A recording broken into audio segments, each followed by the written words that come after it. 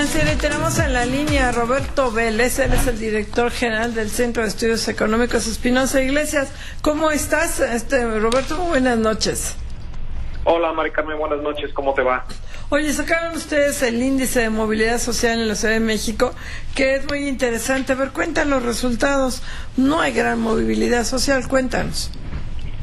Pues no, digamos, hay dos maneras de verlo, ¿no? Si solo analizamos el resultado para la ciudad en sí misma, encontramos un patrón que hemos encontrado en todos estos estudios de movilidad que tú conoces muy bien, que hemos hecho por años. Pero la ventaja que tenemos en el estudio actual es que, si recuerdas, en mayo sacamos un informe nacional, y en ese informe nacional, gracias al diseño de nuestra encuesta, pudimos hacer comparaciones regionales.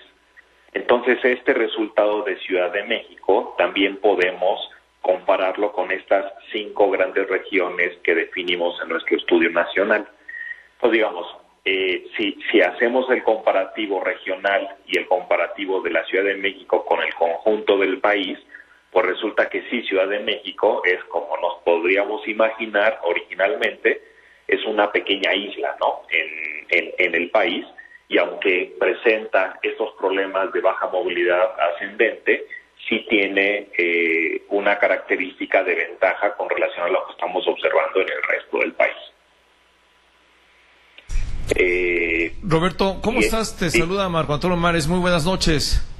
Hola Marco, buenas noches, ¿cómo estás? Bien, Roberto, creo que es bien importante que le expliques a la audiencia de Fórmula Financiera ¿cuál es el concepto básico de movilidad social?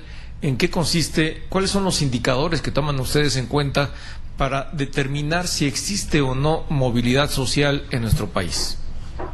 Sí, claro, con mucho gusto. Mira, la pregunta básica que nos hacemos en los estudios de movilidad social es si las condiciones de origen de las personas están siendo determinantes de sus opciones de logro en la vida. Y me explico, es decir, tomas en cuenta el hecho de la riqueza de origen, es decir, en qué hogar nací, u otras circunstancias, como por ejemplo, cosas que no deberían ser importantes, como el simple hecho de nacer hombre o mujer, o nacer, como en este caso del estudio regional, nacer en el norte o en el sur, ¿no? Son cosas que son, digamos, lotería de la vida, ¿no? Es decir, a veces te toca nacer hombre, a veces te toca nacer mujer, a veces te toca nacer en Chiapas, a veces te toca nacer en Monterrey. Y ese tipo de cosas no tendrían por qué ser determinantes de tus posibilidades de logro en la vida. El problema es que, no únicamente en el caso mexicano, pero en el caso mexicano en particular, que es el que nos atañe, resulta que estas condiciones de origen o estos accidentes de cuna resultan determinantes. Si no resultaran determinantes, entonces lo que pasaría es que el simple esfuerzo de la gente, o las diferencias de esfuerzo de la gente y las diferencias que hay en talento entre la gente, serían las que determinarían hasta dónde llegamos en la vida. Pero resulta que no es así, que hay una parte importante que no únicamente se debe a eso, sino que se debe a estas situaciones que son volados de la vida, accidentes de cuna, que la cigüeña nos aviente de un lado o del otro en una ciudad o en un país, ¿no?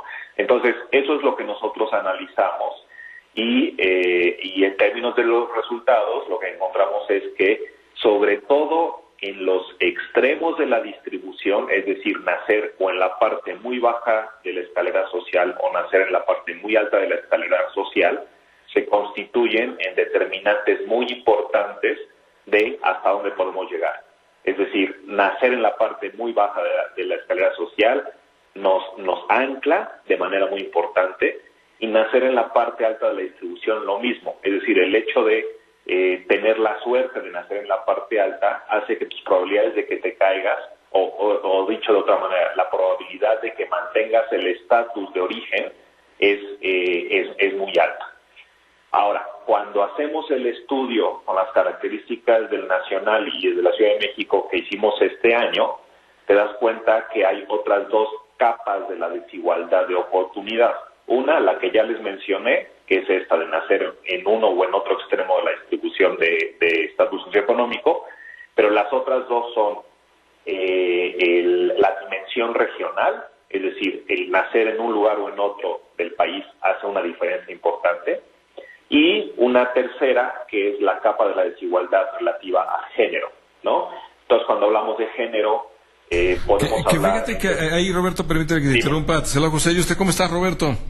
Hola, José, ¿cómo estás? Qué gusto saludarte. Oye, ahí en el tema de género sí me llama la atención, lo detalló mucho el análisis que hicieron, y es que en género, en efecto, incluso con una condición de ingreso solvente, la mujer tiene menos probabilidades o de mantener su nivel de ingreso o de salir de la pobreza.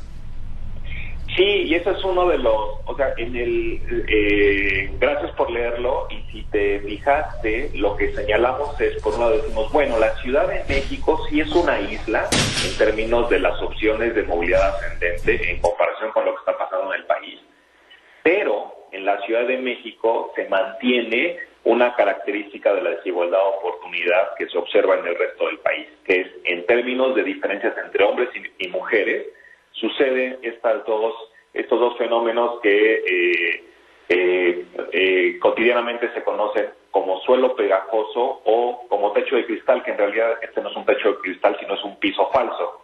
Y me explico, cuando es suelo pegajoso es que dos personas que nacen en la parte baja de la escalera social, que lo único que las diferencia es que una es mujer y el otro es hombre, cambia por completo la probabilidad de que superes la condición de origen, donde la posibilidad de superar la condición de origen en la parte baja es menor para la mujer que para el hombre, siendo esta la única característica que los diferencia, ser hombre o ser mujer. Y algo que llama mucho la atención, y supongo que a ti también te llama mucho la atención, es que esto sucede cuando naces en la parte alta de la escalera social. El hecho de nacer mujer incrementa la probabilidad de que te caigas de esa posición de origen. Oye, ahí te interrumpo. ¿Por qué?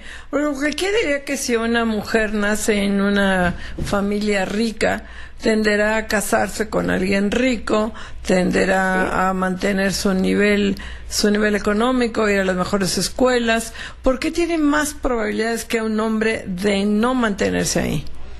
Sí, bueno, nada más una precisión, Mari Carmen, es cuando hablamos de ricos, esos ricos relativos, ¿no? O sea, no estamos hablando de los más ricos.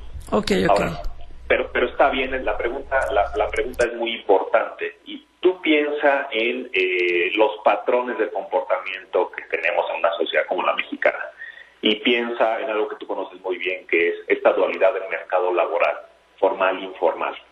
Entonces, si empiezas a pensar, por ejemplo, en términos de las tasas de participación laboral, hombres versus mujeres, resulta que los hombres trabajan en una mucho mayor proporción que las mujeres. Es decir, estás hablando de un país como México, donde las tasas de participación laboral femenina son significativamente bajas en comparación con las de los hombres. Entonces, pensemos en una mujer que no necesariamente participa en el mercado laboral, lo cual no significa que no trabaje, ¿no? Pero no participa en el mercado laboral. Sí. Y entonces eso hace que sus trayectorias laborales sean completamente distintas a las de los hombres. Entonces vamos a suponer que hay un choque adverso, un divorcio, una pérdida, lo que tú quieras, y que la mujer quede en una situación de baja protección. Empezar a construir una trayectoria laboral después de que sucede un choque con esas características resulta mucho más complicado, ¿no? Entonces, digamos, la historia típica que te encuentras es una mujer que no se insertó en el mercado laboral, y cuando tiene que iniciar su trayectoria en el mercado laboral por situaciones de la vida, resulta que el mercado laboral ya no la absorbe igual que si lo hubiera insertado mucho antes. Oye, yo creo que es bien importante, Roberto, se nos está acabando el tiempo, que nos platiques qué tanto las condiciones generales de relaciones laborales, de condiciones socioeconómicas, permiten la movilidad mayor o menor en nuestro país. Bueno, mira, esta parte de la dualidad del mercado laboral que tenemos en México es muy importante. Una cosa que nosotros hemos identificado y que se refuerza con estos, por ejemplo, estos estereotipos de género, es que independientemente de que logremos incrementar el nivel promedio de escolaridad de la población, cuando tú provienes de un hogar que se mantuvo en la informalidad, si tuviste papás que estuvieron insertados en el mercado informal, la probabilidad de que tú cruces la línea al mercado formal, que es el que ya viene acompañado de todos estos mecanismos de protección social, es baja. Es decir, podemos tener a dos personas, mismos niveles de escolaridad, que sean de educación terciaria, pero el simple hecho de provenir de un contexto de la informalidad hace que la probabilidad de que te insertes en la formalidad sea menor. Entonces, eso hay que atacarlo en términos de política pública, pensar cómo diseñamos mecanismos de protección social, y en el caso particular de Ciudad de México y de Roberto, mujeres... Está muy interesante, pero nos agarra la guillotina, ya tenemos aquí. Muy Roberto, muchas gracias. Roberto, muchas gracias, Roberto. Centro de Estudios Espinosa Iglesias, muchísimas gracias, estaremos en contacto contigo. Saludos. Gracias. Adiós. Vamos un corte.